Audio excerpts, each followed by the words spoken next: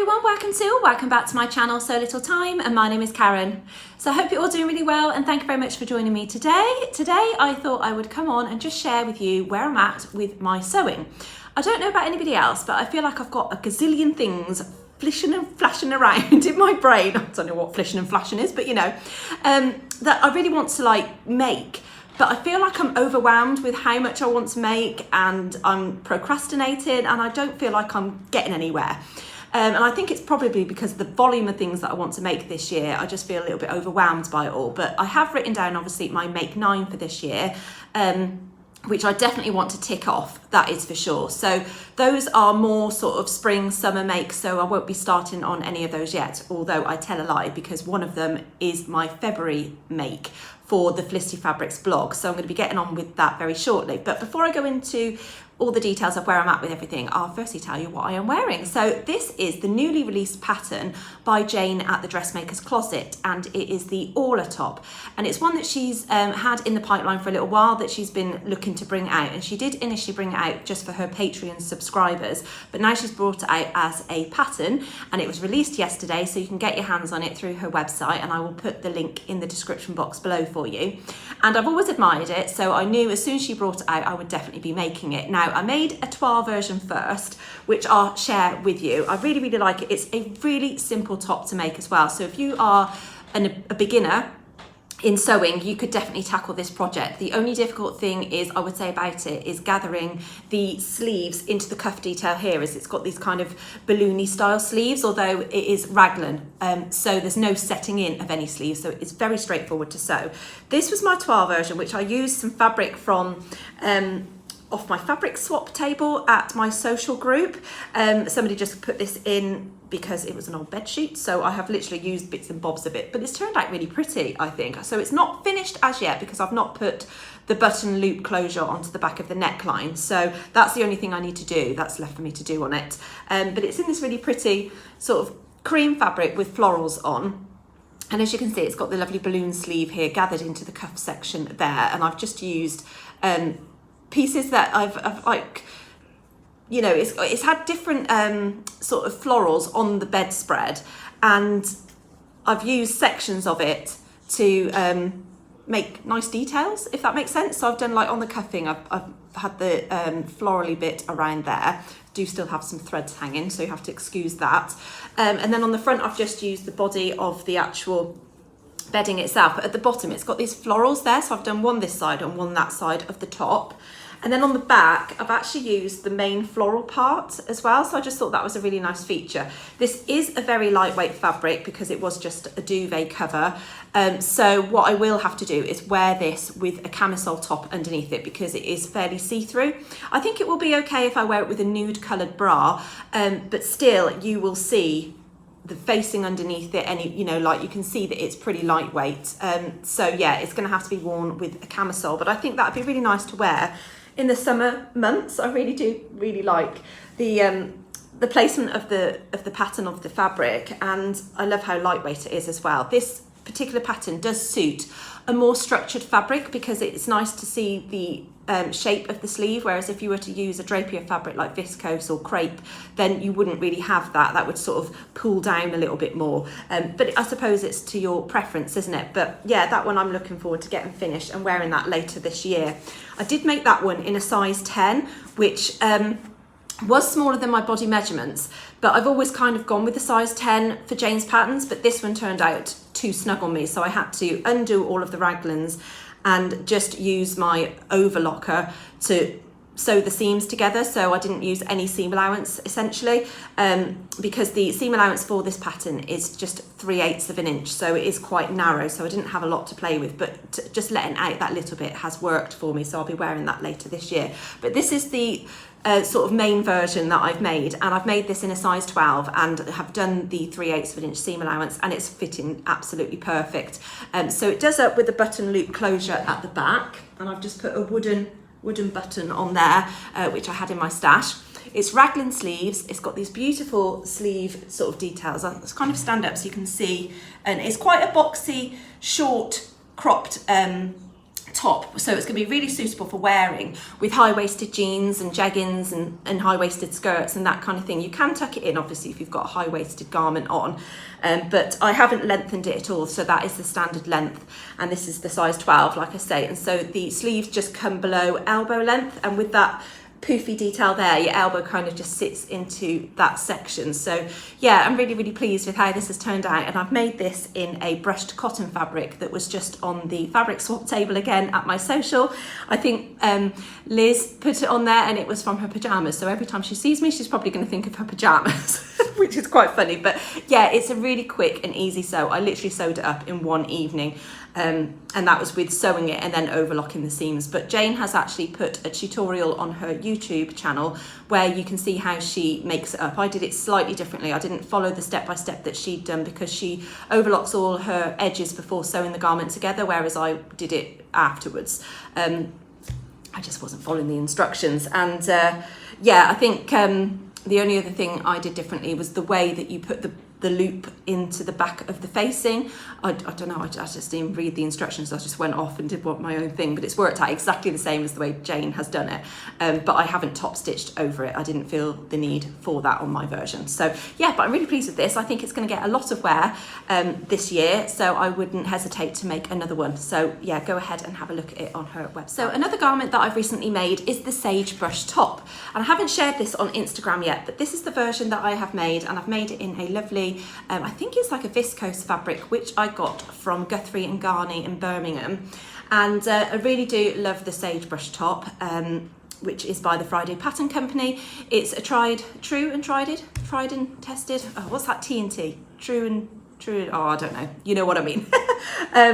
So yeah, it's one of those garments that I have made a couple of times before, and I've got the fit spot on for me. I grade from a small to a medium at the hip area, and that fits me perfectly for my pear-shaped body. I really like this style top, and I do prefer it with a drapier fabric just because the sleeves are quite voluminous, and I do have one in a cotton poplin where it does really stick out, but I just have to be in the mood for that style, whereas I do prefer it to have a drapier sort of slope on my shoulder because I'm quite boxy up here. I do have quite square shoulders, so for me it does accentuate that if I have something really big there. So I do prefer the drapier look, and this sews up really, really quickly as well. So again, the only tricky part of it is the gathering.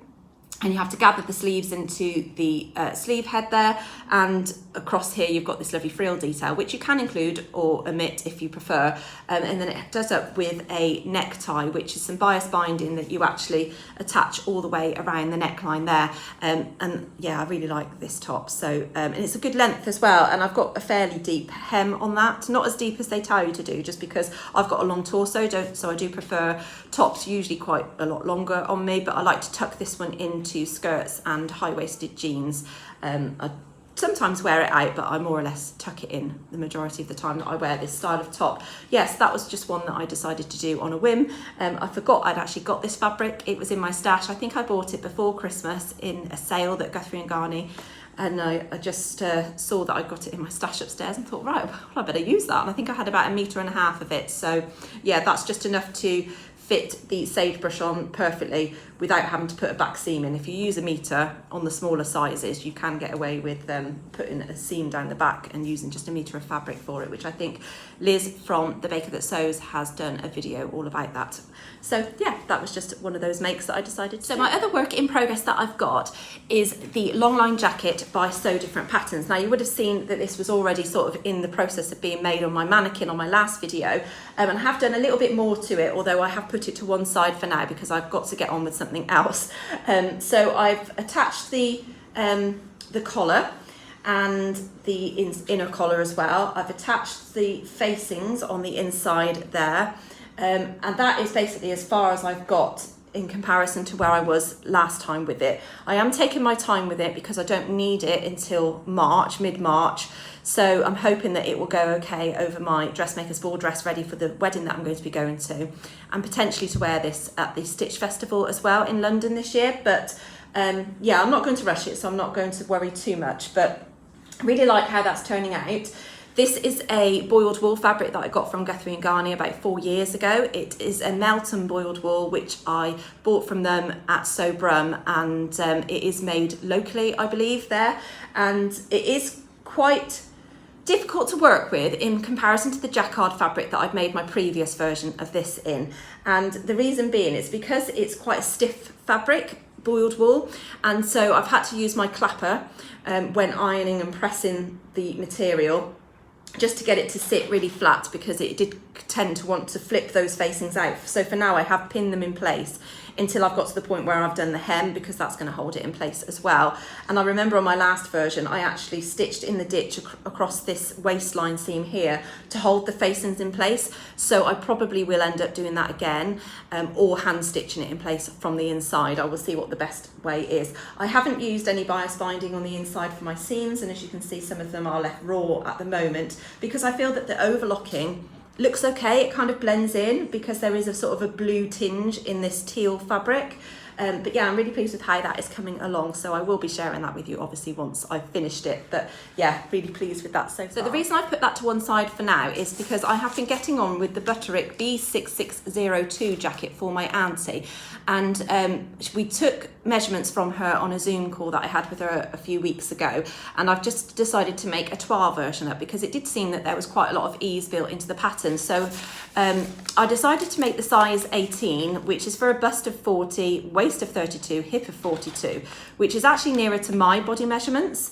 But the finished garment measurements were a little bit on the larger size. So with obviously big fall patterns, you usually end up sizing down anyway. So I've made a basic toile. I haven't inserted the sleeves as yet, but I've literally just done the front and the back of the jacket itself. It's got princess seams down the front and also down the back. And I've got the toile version here, which I'm going to be sending off to her. However, I do feel that this has come up smaller than I thought it was going to, and trying it on me, I think it fits me. So my auntie is slightly bigger measurements than I have got, so I do think it's probably going to be a little bit too small for her, but I do have some more fabric that I can toile it to make perhaps the next size up, which would be the size 20 for a 42-inch bust, 34-inch waist and a 44-inch hip. Again, I would check the finished garment measurements for that, and then it only goes up to a size 22, which really, when you look at it, the bust is 44, the waist is 37 and the hip is 46. It's not really that much of a generous size pattern, and that is the second size option from 14 through to 22. So this is coming up smaller than I thought for a big fall pattern. But this is how it's looking so far. So I've got the Mandarin sort of style collar on, if you can see that. I've just done it in a duvet cover. And it's got the princess seams down the front down here. I don't know if you can see that there. And then it's also got it on the back as well. So it is a really straightforward sew. So there's one down here and one down there. Excuse me. And yeah, it's come together pretty quickly. So I just want to put the sleeves in, and then I'm going to send it off to her, because you never know, it might fit. Who knows? But it looks like it's fitting me at the moment. And she did want it to sort of cross over and close, but I haven't added that extra on because I just literally just wanted to try it on for fit for her. So I'll be sending that off to her shortly. So yeah, I did that in one session at my Sew and Social, alongside something else I was finishing. So that was pretty quick. So I'll just put the sleeves in and then I'll get that sent off to her, and perhaps I'll have to make a second toile, but yeah, we shall see. It's just very difficult, isn't it, when you know, she doesn't live local to me, so I can't just try it on her and mess about with the fit. I'm having to send it off to her, but hopefully we will get there. We shall see. So the next thing in my pipeline then for February is to make the Paper Theory Zadie jumpsuit. And this is one of my Make 9 projects, and it's also my project for Felicity Fabrics blog for February. I did want to do it sort of a Valentine's-y style, but the fabric I initially chose, which would have been more suitable for Valentine's, ended up going out of stock, so I couldn't get my hands on that, but I ordered some different fabric instead, and I'm really excited to get this made up. Now, this was shared on my Instagram page, the fabric that I'm using, and I haven't washed it yet, so I need to crack on and get this washed and to get it all cut out. But it's this beautiful sort of jadey green kind of colour with these beautiful florals on it. Really, really love that. I love that colourway, and I'm really excited to get that made. Now, I've not made this before. I think I'm going to do the short sleeve version, because I do feel this probably will get a lot more wear when it's warmer weather, because it is quite a lightweight fabric. And I'm going to do it full length. Now, I know this comes up sort of a cropped leg length, and I'm not really keen on that, so I'm going to lengthen it a little bit, and I am going to take some out of the rise, because every single post that I've read on Instagram, people have taken some like length out of the rise, or if they haven't, it's really low crotch. So one lady messaged me and she said that she'd made it, and she said she really enjoyed making it, although her first one, she said, yeah, was pretty MC Hammer. Which did make me laugh. And so she's taken, I think she said she took 2 inches out of the rise, but she found was then too much. So I'm going to go with an inch. I've taken an inch out of the rise because I do have quite a long torso, so I don't want to have a bum hungry jumpsuit. But yeah, I'm looking forward to making that, and I'm going to get this fabric washed up. It is a lightweight cotton fabric, although to me it feels very much like cotton lawn. So I don't know if it's going to crease loads. I've had it kind of folded up in this box for a while, so there are a few crease lines on it, but it doesn't seem to crease as much as cotton lawn does, so it must have some different sort of texture in it, or, you know, fibre in it. But yeah, it's really beautiful. I think it is still on their website at the moment, I think. So I'll link it down below if it is. If not, then I'm sure you will find some other lovely fabrics that you could make your version up in if you are planning on making one. But yeah, so that's my next make that I need to crack on with in February. So I'll get that jacket sent off to my auntie, get on with this and get that made, because it needs to be done by the end of February. So yeah, I'm looking forward to that one. Then, in between Christmas and New Year, I did place an order at the Fabric Boutique online, which is the fabric shop based in Ashby-de-la-Zouch, so it's not too far for me to go to, but I placed an order online because they had a sale, and I have got some fabrics here to share with you, just two.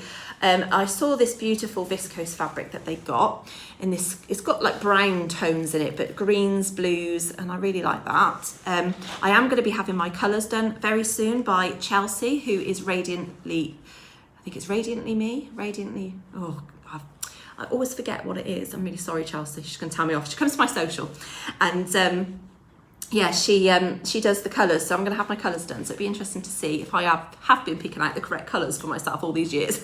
But yeah, I've picked up this beautiful viscose fabric, and that was to make another sagebrush top, perhaps. I'm not sure. I might change my mind by the time I come around to use it, but that was what I ended up purchasing the fabric for. I think I got about 1.5 meters of that, so it will definitely be for a blouse or something, if not the sagebrush top. Then I bought this beautiful boucle fabric, and it's got like a tinge of yellow in it there inside the pink. Really like that. And this is going to be for the Sew Over It Jessie Coatigan, which I have made before. I made it a number of years ago, and I made it in a blue wool fabric, which I picked up off the Birmingham rag market when I went to Sagebrush. Yeah, I'm talking a few years back now, probably the same time as when I got this fabric actually. And I made that into the Jessie Coatigan, and I wore it to death, to the point that it fell apart basically and bobbled so much that I just looked like, yeah, not very good in it anymore. So that went in the charity bin just in between Christmas and New Year when we had a bit of a sort out. So I was like, I'm missing that now, so I want to make another one. But they have since brought out a lining pattern for the Jessie Coatigan, so I would like to make a lined version. So I am going to have to now sort out some lining to go with this, which I'm sure I will have something suitable in my stash, because I do tend to have mainly wovens in my stash, so hopefully that will work really well. And I'm looking forward to making that up again, because I am missing it, and I do like this colourway. So with it being a boucle as well, and already being like bobbly, I do think that it will sort of last me longer than the other one that I had. Yeah, and I really love this colour. So, you know, Chelsea, do you think this is my colour? Who knows? We shall see. Yeah, I personally, I do think that I tend to go with like blues and pinks, not really greens, although this green I do think is more my colour, probably a bit more so than this one. I don't know. I don't know if pink is my colour or not, actually, because when I wear this sagebrush top, I do feel that might be a bit too much on me. I don't know, but I do like pink, you know, so I'm hoping that it is one of my colours. Yeah, I'm going to be interested to see what colour palette I do come out with, really. So Adele from Sofa Serenity, she had her colours done by Chelsea when she went to the Fabric Boutique's first birthday party, which unfortunately I couldn't go to, otherwise I would have gone along to that and had it done there as well. But no, I will jump on Chelsea when she next comes to my group and say, I want my colours doing, please. So we'll get that sorted, and I will do a review of it as well, just so you know what I went through with it and what colour palette I ended up coming out with, and if I've been choosing the right colours for me over the last few years or not, you know, because for me personally, I don't think that like blacks and whites suit me, especially close to my face. I'm all right wearing blacks on my bottom half, but I do prefer colour close to my face. You know, I am dark haired, olive skinned, green eyes, so yeah, pretty similar actually to Adele from Sofa Serenity. So it'd be interesting to see if I come out with the same colour palette as what she does, but I know that she can wear like blacks and things like that, and I can't. Well, I don't feel I can anyway. I feel it washes me out a little bit. Anyway, yes, but you will probably notice as well, this is going completely off kilter with regards to sewing, that I've got my hair straight again today. And that is because since having my perm, I got on really well with it over the last month or so, meaning since I had it done at the end of November all the way through to past Christmas. But then since Christmas and the end of January, I have had so much breakage off my hair. I haven't lost it from the root, thank goodness, because I do have that weak side on the side of my head, and it's this side, and this is where I've actually had the breakage, and I've stopped diffusing it and doing it curly because where it's broken off, it looks really rat's taily when it's curly, and also the short pieces, they boing up, and they're just so short that I'm just not comfortable wearing it like that. So I've got it, this side isn't too bad, because this is my stronger side, so I feel that that's okay, although I've had a little bit of breakage on that side, but not half as much as this side. So I'm going to see if I can show you. I've got here really short pieces, like to the point that it's, I don't know if you can see, it's like bob length there, so that's snapped off there, and also underneath I have bob length pieces, very thin, and yeah, just really, really thin here. This side, it feels thin in comparison to that side.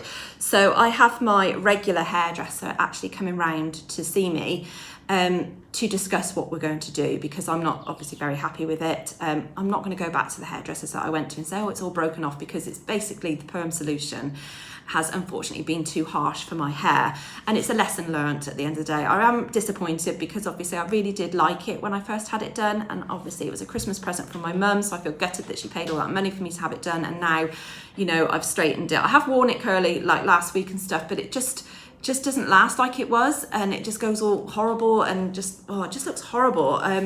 Yeah, so I'm really, really gutted, but you know, lesson learned. I'm just going to now have to grow it back as I had it before, my natural wave. It's not going to be curly anymore. But in the meantime, my hairdresser is coming round to have a look at it, because we are considering having it cut off into a bob to level me up with all those broken pieces. As you can see, that's, you know, so I basically I'm going to have the bob that I used to have, and I know a bob suits me, so it's not the end of the world, you know, it's going to be this kind of length. I will try and keep it as long a bob as possible, so that obviously I'd like to grow it back out to the length that I had before, but I don't want to have it like this whilst it's all scraggly and thin and endy. So I'm basically going to be cutting a good 2 inches or so off that to level it up, and then I can just let it grow and the condition will come back, and there'll be less perm in there to break off anymore, because that's the thing I'm worried about. Obviously the solution is still in my hair, because obviously it's changed the structure of your hair, a perm does, and yeah, I'm just gonna, I think that's what I'm gonna do. And obviously I've got the wedding to go to in March, and I want to feel nice for that. So yeah, that's my plan. And I'm still gonna have it at the length where I can tie it up. So it's not gonna be like a really short bob up here. It's gonna be, you know, probably shoulder length. And my hair does grow pretty quickly, but I'm just not happy with the thinness this side. So yeah, just gonna level it off properly, probably.